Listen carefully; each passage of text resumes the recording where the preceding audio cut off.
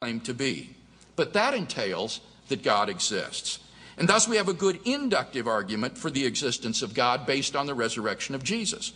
One, there are three established facts about Jesus: his empty tomb, his post-mortem appearances, and the origin of the disciples' belief in his resurrection.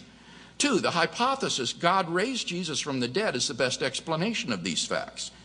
Three, the hypothesis God raised Jesus from the dead entails that the God revealed by Jesus exists. And four, therefore, the God revealed by Jesus exists. Finally, number five, you can experience God personally. You can know God exists simply by immediately experiencing him. This was the way that people in the Bible knew God. As Professor John Hick explains, God was known to them as a dynamic will, interacting with their own wills, a sheer given reality, as inescapably to be reckoned with as destructive storm and life-giving sunshine. To them, God was not an idea adopted by the mind, but an experienced reality which gave significance to their lives. The naturalist recognizes experience to be one of the avenues to truth, but we can come to know God through experience. We mustn't so concentrate on the arguments that we fail to hear the inner voice of God speaking to our hearts. For those who listen, God becomes an immediate reality in their lives. In conclusion, then, we've seen 5 reasons to think that God exists. If Dr. Shook wants us to believe naturalism instead, then he must first tear down all 5 of the reasons that I presented, and then in their place erect a case of his own to show that the only reality is physical reality. Unless and until he does that, I think that supernaturalism is the more plausible worldview. Thank you, Dr. Craig. I would now like to invite Dr. John Shook up for a 20-minute opening remark.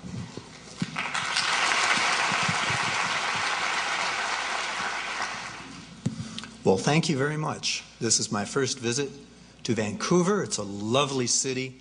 My hosts have been wonderful. Let me extend my thanks to the organizers of this debate and for my hosts for taking such good care of me. I've enjoyed many terrific conversations with them while here. Let me also extend my thanks to Dr. Craig for agreeing to participate in this important debate. Let me also mention that my organization, the Center for Inquiry, has a representative here who is operating a booth outside where there's information available about a UBC and also a Simon Fraser Freethinkers group that is being organized, and there's information outside. It's only natural for a religious person to be curious about atheism. I'd like to speak directly to religious people first for a little while. If you happen to believe in the existence of a God, then there is a difference between you and I. But this is really a small difference. Over the centuries and millennia, most people have been believing in thousands of gods. You don't believe in almost any of those gods, and I don't believe in any of them. I just believe in one less God than you do, and that's really a small difference.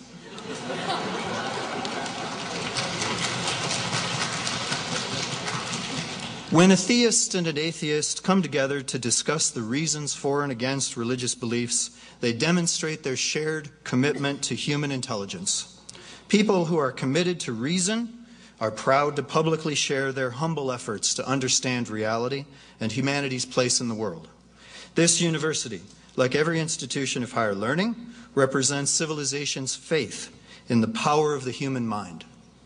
All people who make up this university and every university, and people who come to speak at university events, display this respect for the human mind and show respect for the cooperative efforts of sincere people who pursue the truth together. This debate exemplifies this respect that the mind deserves. We are proud of this institution, and we are proud of you for being here to participate in this life of the mind. All right. An atheist. Who is an atheist? Dr. Craig gave us portions of his definition of what a theist is. He may have more to say on that score. I'm going to try to explain what an atheist is. An atheist is simply a person who demands good reasons for all beliefs and doesn't find the reasons given for any religion to be convincing. An atheist is therefore someone who lives without belief in a God. Atheists are happy to take responsibility for their lives. They wish they lived in a world where more people took that same responsibility. Atheists imagine a world to come in which people respectfully debate the reasons for and against belief in all these gods that are available. Today we live at a midway point between a time when only blind faith and priestly authority controlled religion and a future time when any remaining religious belief has been thoroughly examined and tested by reason and science.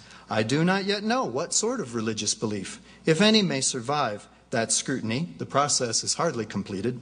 This atheist keeps watch on the process and remains unconvinced by any religions offered so far.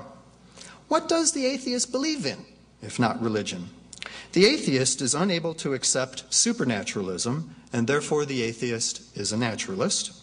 Naturalism, as Dr. Craig mentioned, can be briefly defined as the belief that the only reality is the physical universe of energy and matter as gradually discovered by our intelligence using the tools of experience, reason, and science working together. Many people are naturalists because they are impressed with science's ability to produce reliable knowledge, and by deciding that the supernatural cannot be reasonably supported by experience, reason, or science. On the other hand, many supernaturalists remain comfortable with the supernatural because they've decided that naturalism, using experience, reason, and science, cannot prove supernaturalism false.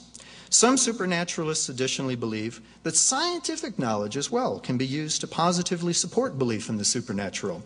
Theological defenses of supernaturalism sometimes appeal to reliable human knowledge about the natural world, and they try to formulate hypotheses about the supernatural that are harmoniously consistent with science's best theorizing about the natural world. Let me be clear about this point. In order to be a supernaturalist, it is hardly necessary to reject the existence of the natural world or to reject science's knowledge of it. In a sense, most religious people are naturalists too.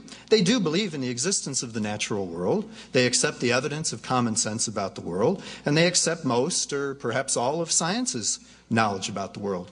So what really divides the naturalist from the supernaturalist is the additional question of whether one should believe in the supernatural over and above the natural.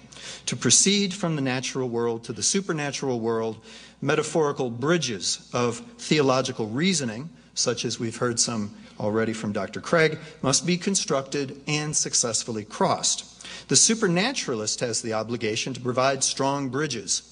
The naturalist, in response, argues that all of these bridges fail to be reasonably strong enough. The varieties of supernatural bridges fall into various categories. We've heard some tonight.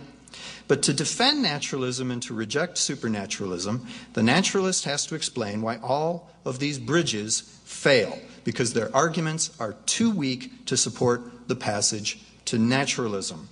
Often the supernaturalist will construct many bridges, attempting to build up a good case for supernaturalism with numerous arguments. Now, if one of these bridges, just one, were reasonably strong enough, the supernaturalist would take the advantage over the naturalist, and then people ought to believe in both the natural and supernatural worlds. Since naturalists are skeptical that any of these bridges are strong enough, they conclude that there's no reasonable way to get